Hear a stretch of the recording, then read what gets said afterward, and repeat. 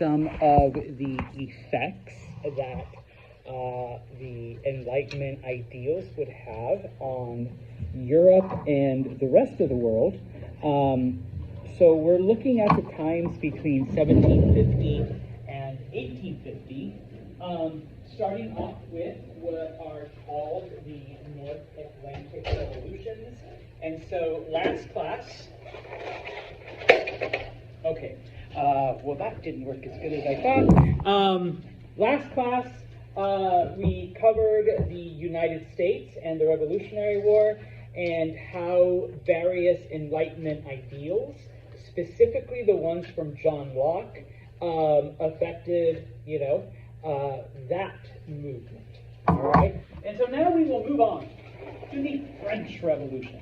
Okay? Now, one of the things about the American Revolution is after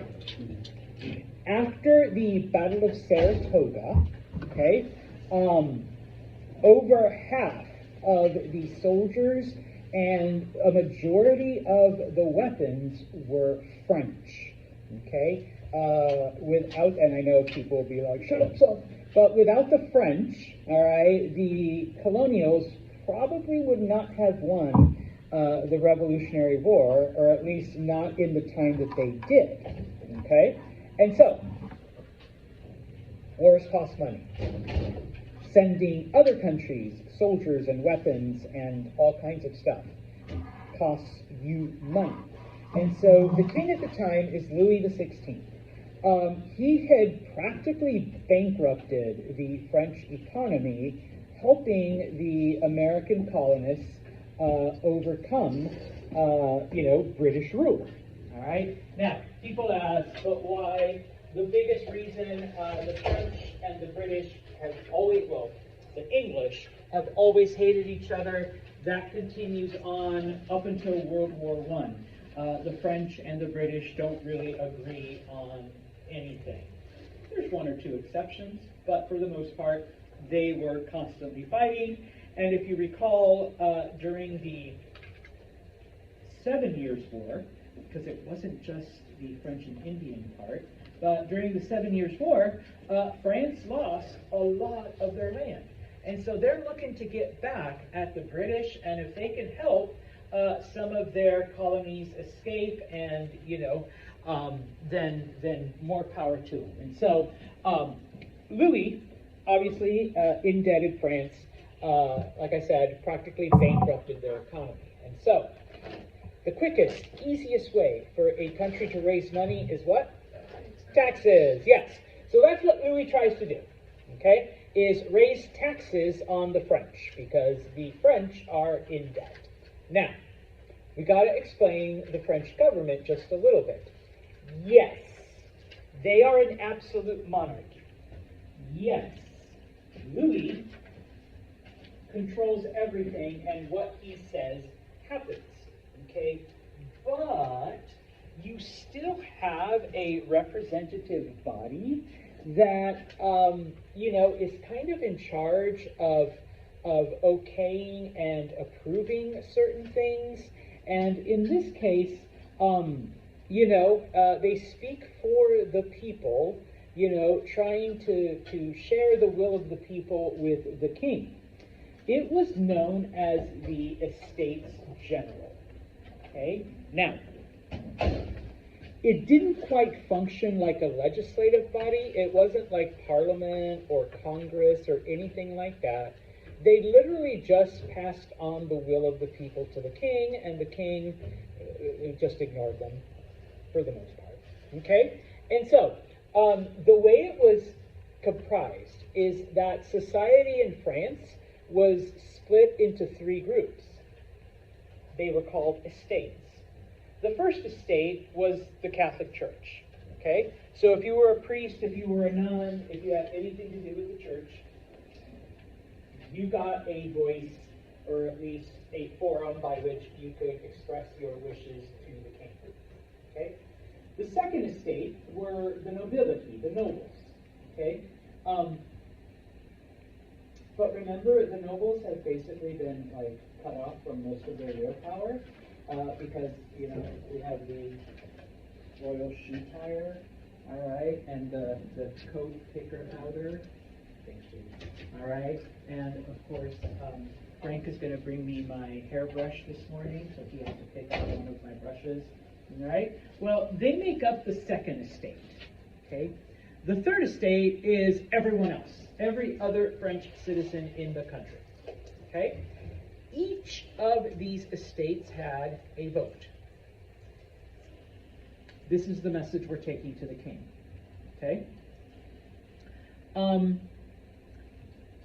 Whenever something had to be decided on, the church had a vote, the nobles had a vote, and then everybody else had.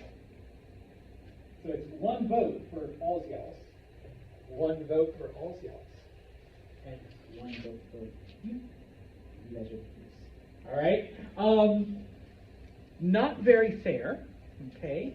And typically, the church and the nobility tended to side with the king anyways. Okay.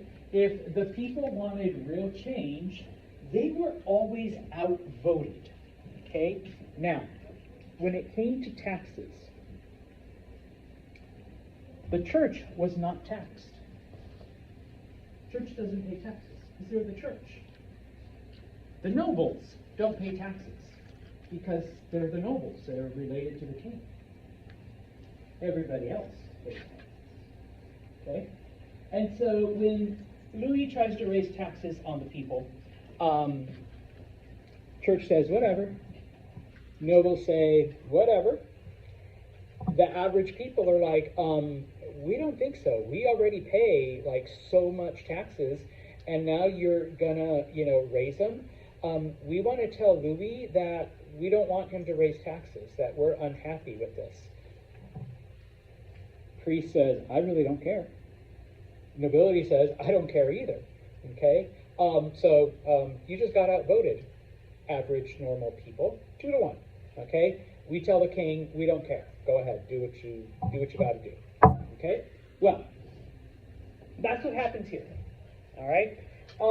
Now, the people of France had been suffering over a absolutist monarch for a couple hundred years, and the fact that, the Estates General didn't do much anyways, but the fact that they couldn't even get their displeasure passed on. Not that Louis would have done anything, all right? This really pissed them off, and this really annoyed them. And of course, they are full of these ideas from the Enlightenment, number one. Okay? Really? Divine right? That's bullshit. Okay? Remember social contract? All right? Government's supposed to protect us. They're not doing that. Okay? They're literally taxing us to death. We have no right. We have no liberty. Okay? Type of thing. And so, what ends up happening is that the third estate, the average people, are like, you know what? We're going to form our own committee. All right? And that committee was known as the National Assembly. Okay? Now, these guys are pretty radical. These guys are pissed. And, of course, they're like, hey, remember what good old John said? That if the government does all this stupid shit, we have the right to overthrow them and form a new government. The French, of course, took it a little bit far. That overthrow should be, send a very, very clear message. All right? It was a violent overthrow. And so on July 14th, 1789, okay, there's rumors that there are political prisoners at a jail called the Bastille. Okay? Parisians storm the jail. FYI, spoiler alert, there's nobody there. All right? Nobody was actually imprisoned. But the Parisians don't care. Now that they've busted into this jail, they take the warden, they kill him. All right? They cut off his head, and they parade his head through the streets. The French don't do anything halfway. All right? So as they're marching through the streets, like we conquered the Bastille, all right, and you're next, you noble bastard, and you're next, you priest, all right, look, your head is going to come up here as well. Okay? Now, news of this grand revolution starts to spread. All it really was a bunch of people that broke into a jail and killed the warden. All right? That was it. All right? It could have stopped there. But the rumors spread. Okay? And so, in the countryside, the average people rise up against their landlords, destroy their homes, kill some of them. Okay? In other places, people begin to rise up against the local authorities, kill them, all right, and destroy any record. Because remember, this all starts off because we want y'all to pay taxes. Can't make me pay taxes if there's no birth certificate, if there's no land certificate, if there's no tax records. All right, good luck trying to collect. So they destroy all of the stuff. Okay? Now, the king, of course, is at a loss. All right? Really does nothing. You have to understand, though, Louis the 16th was nothing like his grandfather. Okay? He was an idiot. He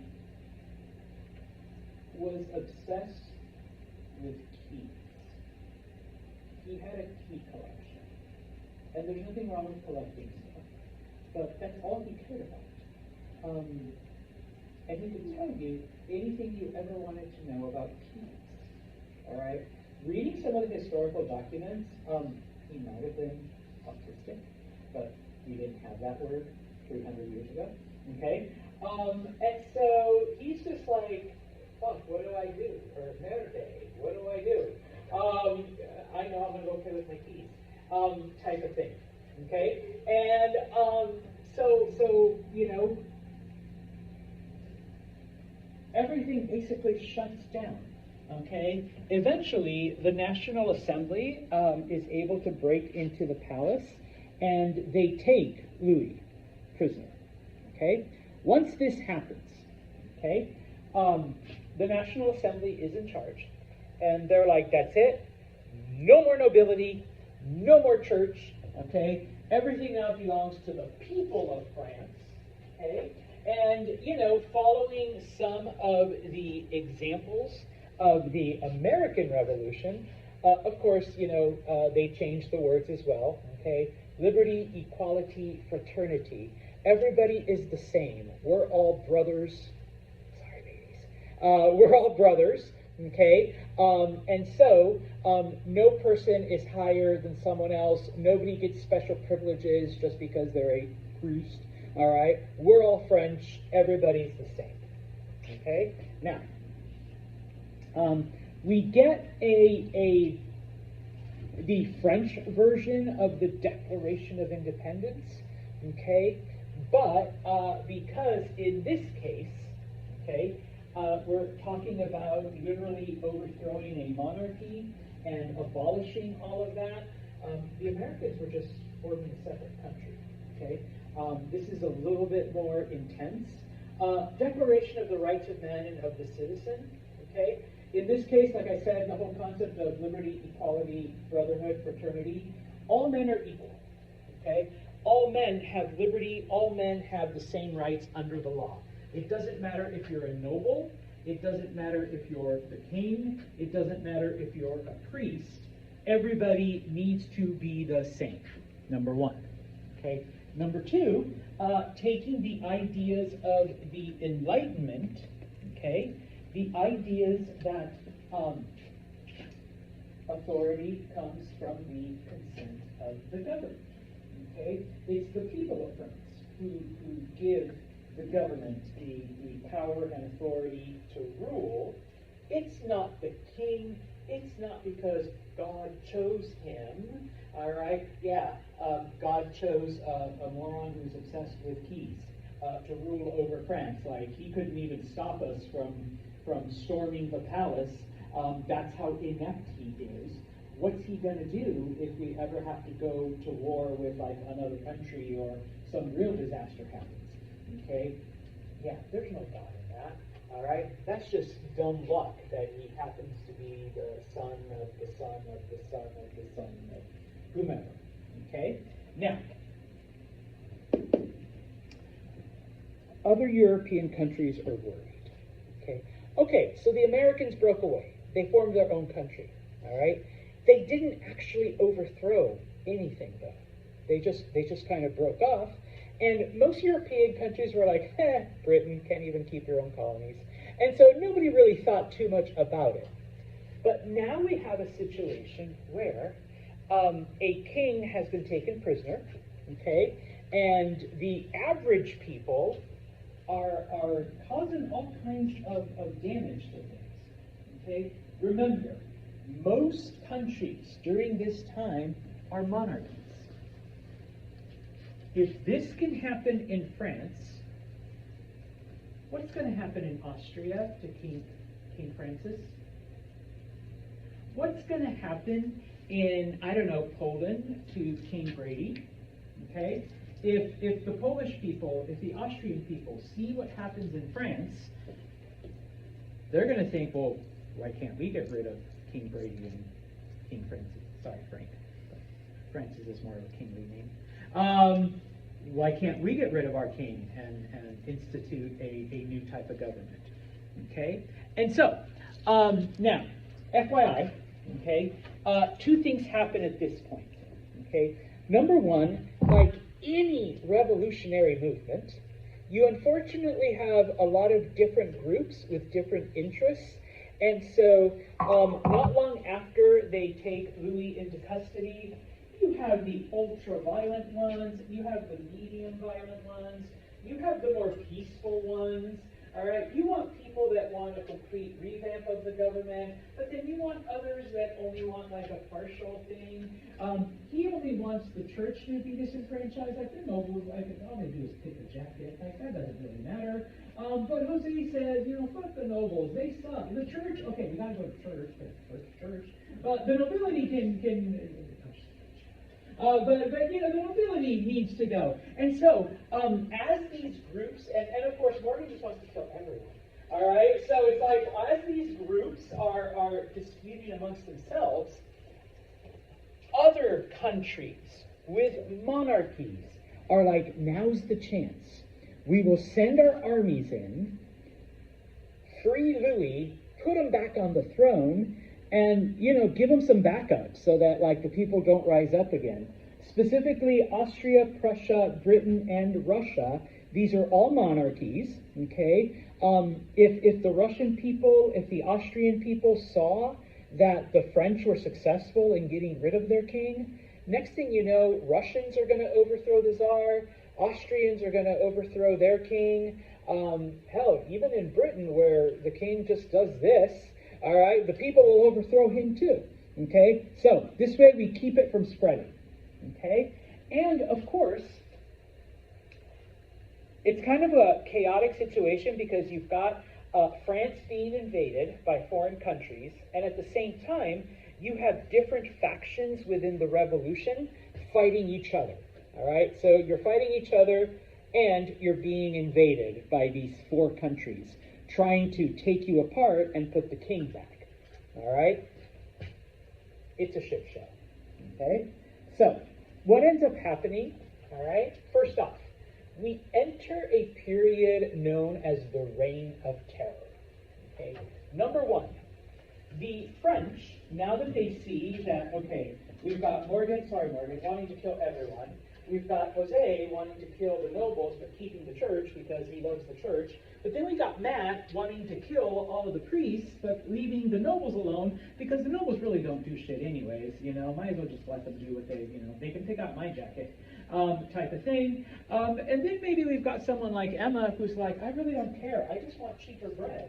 So whoever can give me cheaper bread, then, we'll follow you, okay? And then, of course, we look over the hill and we see, the Austrian army, the Russian army, the Prussian army. You can be the British, Haley. The British army, like, marching towards Paris to try to overthrow everything, okay? Amongst all of this, the French, the National Assembly decides, okay, we're going to be a republic. We're going to follow the example of the United States. and have like voting and representatives and all of this other stuff. Okay, we're going to form this type of government. Okay, now initially they do let Louis and Marie Antoinette live. They keep them in one of the palaces in Paris. Okay, but what ends up happening, okay, and if you're not aware, Marie Antoinette was actually the younger sister of the Austrian king, okay?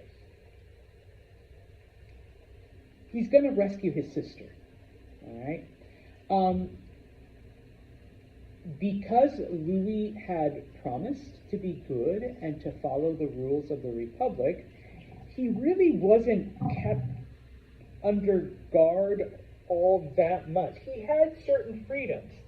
Turns out that he is sending the invading armies the strategy of the French army, which are going out there trying to keep these foreign powers out. When the Republic finds out, okay, they execute King Louis, all right, as a traitor, all right. Then they take Marie Antoinette and do the same thing to her, all right. So they lose their head, okay. And the kids. Well, actually, Louis the 17th is put in jail, and he actually dies in jail because they starve him, they beat him, they're like, you don't deserve. You're going to be Henri Capet. We're going to get nobles, and especially the king. They didn't have last names. They're too good for last names. They're like, no, you're Henry Capet. We're going to give you a name, so you're a Capet. You're not just Henry. All right, type of thing. But yeah, the other kids like it. All right, so they really do a number here. Okay, now this empowers the more violent faction of the revolution. All right, we'll throw Jasmine in there too. Okay, the ones that were like, see, I told you, we should have killed them all. All right, look, you let the king live, and he was sending secrets to the Prussians and the Austrians. He was conspiring. Okay, and so what ends up happening is that the rest of the revolutionaries are like, you know what? Yeah, they were right. We really should have eliminated all of the opposition. So that's why this is called the Reign of Terror. They form a group known as the Committee of Public Safety. During this time, guillotine makers were making all kinds of money because that was the French method of execution, was the guillotine. All right, they were, according to historical documents, the streets of Paris were red because of all the blood that was flowing of everyone they executed. Okay, now the committee was led by a man named Maximilien Robespierre. Okay, and any excuse to kill someone, to cut off their head, good old Max took it. All right, you said something bad against France, off with your head. All right, you think I'm ugly, off with your head. You don't like the colors of the French flag, off with your head. Okay, you think Louis didn't deserve it? Well, off with your head too. Then you can join Louis without a head. Okay, by the end of the Reign of Terror, over 40,000 people had been executed in like a period of 8 months. Okay, it was just insane. All right, so the ultra-violent ones. Okay, now by this point, okay, all of the dissenters have been killed. And if there aren't any left, they're keeping their mouth shut. They're keeping their thoughts to themselves. Okay? And suddenly it's like, who do we kill now? We've got all these guillotines and none of them are being used because we've killed all the people and we can't find anyone else to kill. So at the end, okay, people look at good old Max and say, gee, Max, you were so anxious to kill everyone. What's up with that? What are you trying to hide? Maximilian is the last one that they execute. They're like, obviously, something was going. He had all these people killed because they had something on him. I wonder what he's hiding. They put Max in the guillotine, and he's the last victim. Actually, Foch was the first president to get beheaded because after like someone so the game should get old and you press like more back. Yeah, because it would. Oh, gotta go back. Gotta go back. Okay. Now, don't think me too sick. I always thought this should have been done on their back so that they could watch it coming down. But you know, that's just me. All right. I remember my daughter. She's like your guys'. Well, she's in her 20s now, but when she was younger, she's like, "Dad, why do you think people stopped using the guillotine?" And I'm like, "Oh, sweetie, I love you." You know, type of thing is like, why did they? All right. Anyways, okay. Used to be when the first Star Wars came out. There was supposed to be more like humane way of executing. Yeah, because supposedly it was fast, but I mean, you know. After it started getting dull. But when the blade gets dull, and the fact that you know it's coming down, even you're like this type of thing, it's like the mental anguish. Maybe the guy who like did the whole thing I know, it's kind of the irony. History's fun, all right? Fun fact, the last person executed by the guillotine was in 1977 in France, okay? After that, France no longer has the death penalty, but, you know, it's like up until about 50 years ago, they still used the guillotine to get rid of people. So, now, while all of this is happening, against all odds, we'll talk about who's actually leading the French army in a minute. The French army is able to defeat all 4 countries that are trying to invade it, okay? And so in this case, they're like, okay, we're safe. Nobody's going to come and put a king on our throne. Well, one, the king's dead, but nobody's going to put like someone else. We've gotten rid of all dissenters and the ultra-violent one who wanted everyone dead, okay? Obviously, the whole republic idea didn't quite work as well as it did for the United States. So they form a new government called the Directory, which is basically a council begins to rule over France, okay? So I think we're in the 5th French Republic right now. I think it's France 5.0. I know, we haven't had that many. The French like to overthrow their governments constantly. So it's kind of a fun thing to study. Okay? Now, the general, the leader of those armies that had repelled the Austrians and the Prussians and the Russians and the British was a man named Napoleon Bonaparte. Okay? Obviously, after fighting off against all odds these invading armies, he is extremely popular. All right, he is like in the mess of all the blood and the killings and the overthrows and the violence and the guillotines. All right, we have a true bona fide hero. Thank you, Napoleon. All right, who was able to defeat these invaders and keep our country safe. Okay, and so the Directory is very ineffective in ruling. Okay, they can't get over a lot of the same problems that the Republicans had, even though there's fewer of them, and you know they're not relying so much on outside people. And so Napoleon is able to overthrow the Directory. Okay, now it's not on here. He actually forms something called the Triumvirate, where it's him and 2 of his generals. It's like a military, you know, group that's ruling over France. But Napoleon was the true brains behind it, and so he eventually eliminates the other 2 generals, and then it's just him. Okay, the irony. Napoleon isn't even French. He's from Corsica. All right, yeah. Where's that? It's an island off the coast of Italy.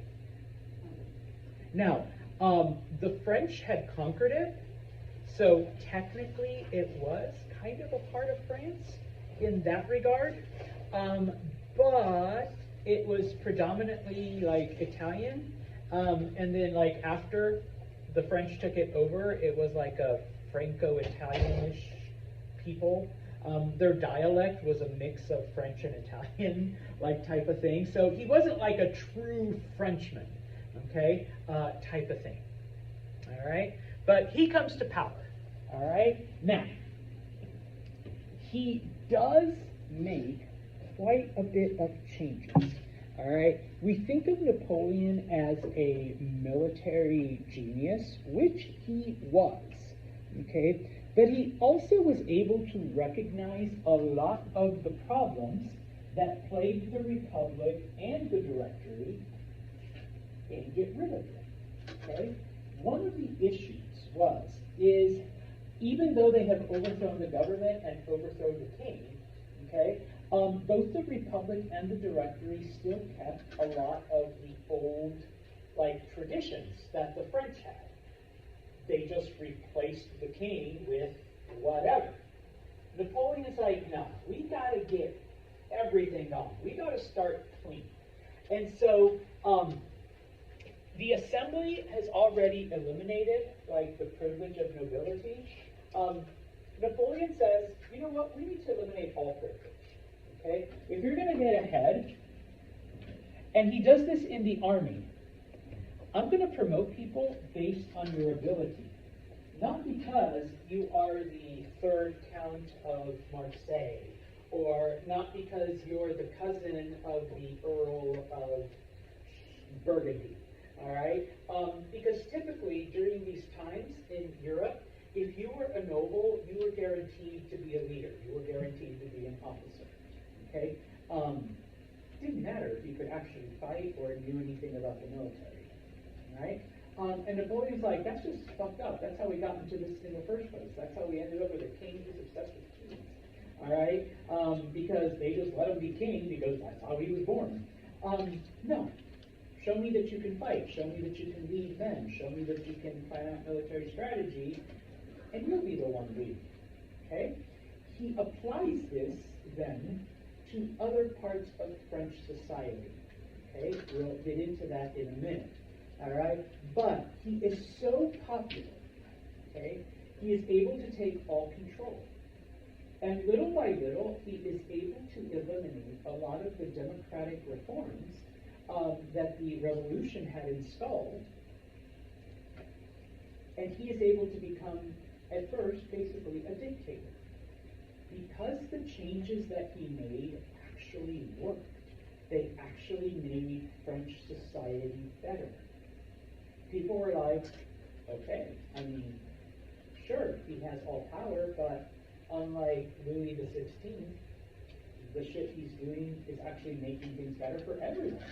All right, so let him have more power if this is going to be the result. Okay, now during the Republic and during the Directory, France declared itself an atheist country. Okay, we no longer believe in the church. Up until this point, France had been a Catholic country, very Catholic. Okay, so obviously there's issues with the church. Napoleon wasn't particularly religious.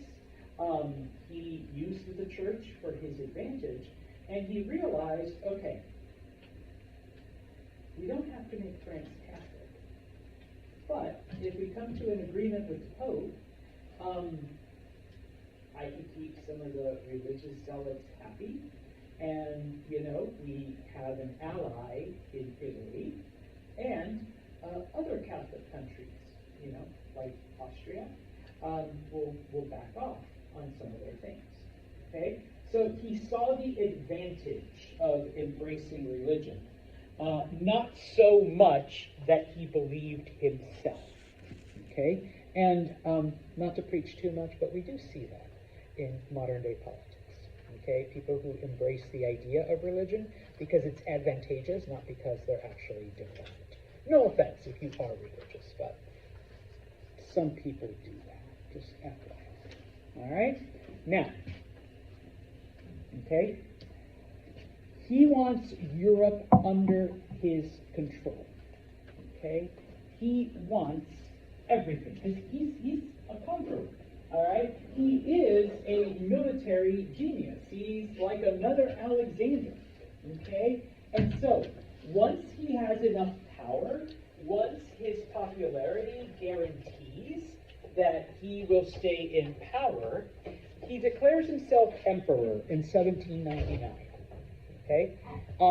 Not just king. Now, that's what Louis was. I'm an emperor. Okay? Now, whatever Republican ideas were left over, he purges them completely. Okay, but like I said, he does do quite a number of things, and the reason why people follow him is because it does benefit French society. As far as education goes, he opens up education to everyone, and it's free. Okay? Anyone who wants the opportunity to advance via education has the opportunity. Okay? Don't worry, taxes will pay for it. All right? We'll talk about taxes in a minute. And so, the son of the carpenter or the son of the farmer who would have never had an opportunity to get an education now have the opportunity to do so under Napoleon. Okay? We're not going to have this bullshit tax system where the common people pay, the nobles and the church are exempt. Everybody pays taxes. And oh, by the way, church, we are confiscating all of your church lands and selling them off and using that money for the public good. You want the big cathedral? You want the big chapel? You can rent it from the government. And that's what the church still does in France. Okay? Oh, nobles? Yeah, we don't really need you guys, and you don't need castles, so we're just going to sell off all your castles and all your palaces and all your property. Okay? Oh, and you're going to get real jobs, and you're going to pay taxes on that. Okay? Oh, and church? I mean, everything that you guys make, you're going to pay taxes on it too. And guess what? The Catholic Church in France pays taxes. Still. All right? It doesn't in the United States. No church pays taxes in the United States. But in France, every church pays taxes. Okay? They're like, that's bullshit. You want to be a church? Fine, but you're paying taxes. All right? And so with all of this tax money, with all of this revenue, with all of this stuff, we can offer free education. Okay? We can offer, all of these improvements, all of these things to the French people. Okay, he's an emperor, he's a dictator, he's gotten rid of all of the freedoms we got under the revolution, but are our lives better? Yeah, they are. Okay? This is actually working out for us average people. Okay? Now, one of the most important things that he does is he reforms the French legal system. Okay? It's known as the Napoleonic Code. It becomes so influential that most of the countries of Europe today base their laws on the legal reforms that Napoleon made. Okay?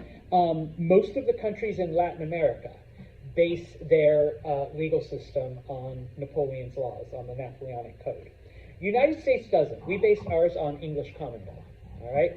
But go to Mexico or anywhere south, go to any country in Europe, and the Napoleonic Code is the basis for most of the legal traditions and legal processes that those countries carry out. Okay? So he does a lot of other stuff, all right, outside of conquering. Unfortunately, he just can't leave the damn conquest alone, all right? And, nobody likes to go to war and have to, fight against Napoleon. And so, bless you. All right, so he launches, they become known as the Napoleonic Wars, okay? He goes out and he begins to conquer areas, but of course he's not calling it conquest, all right? He's like, no, we are bringing the French ideas of liberty, equality, and fraternity to you. We are liberating you, Jacqueline, from the oppression of the Spanish king. And Ira, we are liberating you from the oppression of the Austrian king. And we're liberating you from the oppression of the Prussian king. We're bringing you liberty, brotherhood, fraternity, equality, all of that good stuff. No, he was just conquering all right? But he did bring the legal code. He did bring free education for everyone. He did bring all of those things. So yes, he was successful. He was very popular. Okay? Some people even welcomed him. All right? They just said, okay, we surrender. Yay, you took us over. And so he brought an end to the Holy Roman Empire because, Austria conquered. He brought an end to a lot of other traditions. Okay, now, a lot of the countries that didn't fight him, that just surrendered, would become his allies, would pay him tribute, and so within the space of a couple of years, most of Europe is under his control, either directly or they have become his allies. Okay? The one exception is Britain, of course. All right? But before we get to that, he conquered Spain, he conquered most of central Germany, he conquered all of Italy. Everything you see in green became France itself. So France expanded, okay? And then everything you see in blue are countries that became French allies. Napoleon didn't actually conquer them, but they're like, hey, if we don't fight you, we're your BFF, okay? And Napoleon goes, okay, all right? Now, the only people that were truly left to fight him were the British, because this map goes a little bit ahead, but even the Russians would do what Napoleon wanted. All right? Now, eventually, all good things come to an end. All right? People begin to tire of Napoleon, and they begin to see that he really wasn't bringing equality, fraternity, and brotherhood and liberty to them. He just wanted to conquer them. All right? Okay, yes, he reformed our legal system, and we did all of this, but we're oppressed. Okay? And so, the first to rebel against him are the Spanish and the Portuguese. Okay? In Spain, Napoleon had put his brother Joseph in charge. Joseph becomes the king of Spain, okay, Joseph Bonaparte, and he wasn't the nicest guy to the Spanish. And so little by little, both the Spanish and the Portuguese begin to rebel against French control, and so the French are sending in more troops to put them down violently. The Spanish and the Portuguese are, launch a guerrilla campaign. Eventually, the British, who have been against Napoleon this whole time, they send, I guess, I don't want to call them like special ops or Green Berets, because they didn't exist back then, but that was basically what they sent in. Okay? And so you end up with what's called the Peninsular War, where the French are fighting to keep control of Spain and Portugal, and they're fighting against the Spanish, they're fighting against the Portuguese, they're fighting against the British. Okay? Now, once some of the other groups see this, they're like, now's our chance. Some of the Italian kingdoms and some of the German kingdoms, okay, begin to unite against Napoleon. Napoleon defeated them. Napoleon tore apart the Holy Roman Empire. He actually put his son as the king of Rome and in charge of certain Italian kingdoms. They didn't like that either. Now, his son was like a child, so he didn't actually rule. But, they still didn't enjoy that, okay? The other thing that fueled the Germans and the Italians was the fact that, hey, yes, Napoleon broke apart these old systems, but why did the French get to be the French? Why can't us Germans be the Germans and Italians be the Italians? Okay? Why are we still like 100 different kingdoms? Yeah, that's Napoleon's fault. All right? We shouldn't be under the control of Napoleon Jr. or anyone else, if you're one of the German kingdoms. Okay? And so, they begin to rebel against the French. In 1812, Napoleon commits his biggest mistake. Okay? The Russians were originally allied with him, but they were tired of having to do everything that Napoleon was telling them to do. And one of the things that he told them was that they couldn't trade with the British or any British colony. And the Russians were already kind of like the backwards stepchild of Europe. And their economy wasn't really all that great. And, they were making quite a bit of money off of selling things illegally to the British and to British colonies. And so the Russians were like, you know what, Napoleon, you got your hands full in Spain, you got your hands full fighting Italians and Germans. F you, Napoleon. We will sell stuff to whomever we want to sell. And so Napoleon decides to invade Russia. Okay? Always a mistake. Okay? So he invades Russia in 1812. He invades in the summertime, but one of the strategies that the Russians employed during this time, and they do it during World War II as well, when Hitler invades them, is they trade space for time. Okay? What do I mean by space for time? They will continually retreat and destroy everything themselves, and they will keep doing it until winter comes. Because in wintertime, the Russian winter is like this. Okay, except it lasts longer, all right? It makes Utica look like a summer day in January. And so because the French invaded in June, fast forward to like November and December, and suddenly they're still in their summer uniforms trying to fight a winter war, and that's when the Russians strike back, okay? He overextends himself. Napoleon invaded Russia with an army of 600,000 men. Okay? He makes it to Moscow, but the Russians had burned it to the ground. Because once again, space for time. They will destroy their own shit before they let you have it. Okay? Napoleon realizes we're not going to survive a winter here. Okay? So he retreats. And that's when the Russians really get him. By the time he makes it back to France, he's only got 20,000 soldiers left, right, out of 600,000. The French have been, like, literally massacred, okay? Europe knows that this is its only shot, and so they attack France, and they defeat Napoleon, okay? Now, Napoleon is exiled to a teeny tiny island called Elba, which is in the Mediterranean. Napoleon's like, you know what, nah, I ain't doing this shit after a couple of weeks.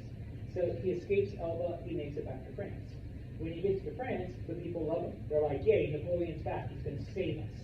Okay? He's able to raise an army. Once again, like the French love him because of all of the things that he's done, despite his defeats.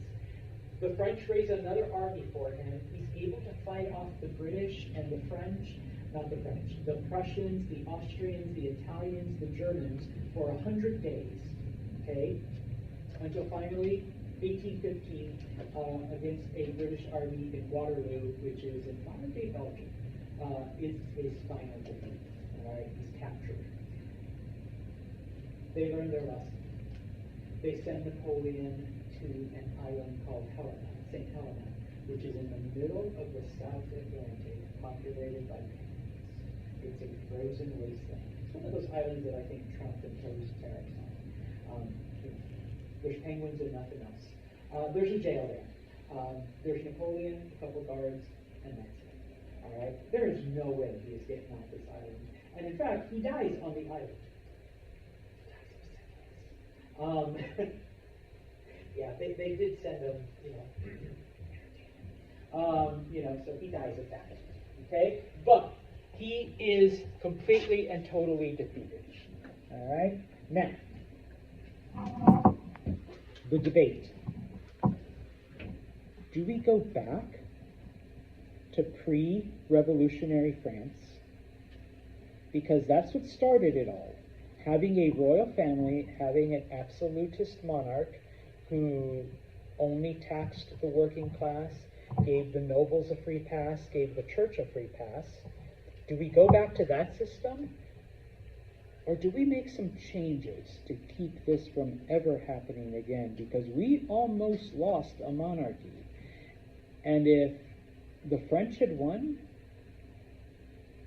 what would have happened to the German kings? What would have happened to the Italians? What would have happened to the Spanish? What would have happened to all of those? Okay? And so, oh, by the way, a lot of those changes that Napoleon made, they were good. Okay? Yeah, we don't like to admit it, but they were good. And so what ends up happening is a little bit of both. They do bring back the royal family. It is Louis XVI's grandnephew, okay, because they killed off his kids, and his kids were too young to, propagate, but his brothers they escaped, and they had children, so, it was one of his brother's grandsons. They bring him back with limited powers. We're not going to be an absolute monarchy, okay? And yeah, we are, okay, going to keep some of those reforms that were made. We're going to make you guys pay taxes, sorry, okay? Church will give you some of your land back. Don't worry, the Second Republic takes it back. But for now, you do have to pay taxes. Nobles, you do have to pay taxes. All right, people, you don't have to pay as much. All right, we're going to keep the whole free education thing. We're going to keep the new legal system that actually seems to work. All right, so we're going to hold on to that. And yes, we're going to have the royal family back. And in a lot of the other areas, in Spain, for example, and Portugal, where Joseph was put in charge, Napoleon's brother, they bring back the Spanish royal family. They bring back the Portuguese royal family. In areas like Germany, where the Holy Roman Empire was eliminated, we're not bringing that back. That thing was kind of a stupid idea anyways. But we now have something called the Confederation of the Rhine, which is more of a trading alliance. Not so much we're all going to support the Catholic Church. So they do make changes. But they do bring back the royals, okay? Which, do we still have a French king? Is there a Portuguese king? Is there an Austrian king? Is there a Russian king? So, spoiler alert, it eventually fails, all right? They do make the changes. But, for now, we are keeping them here, okay? And so, we've looked at the U.S., we have looked at France, all right? On Friday, we're going to go to Haiti. All right? Okay, guys, have a good one.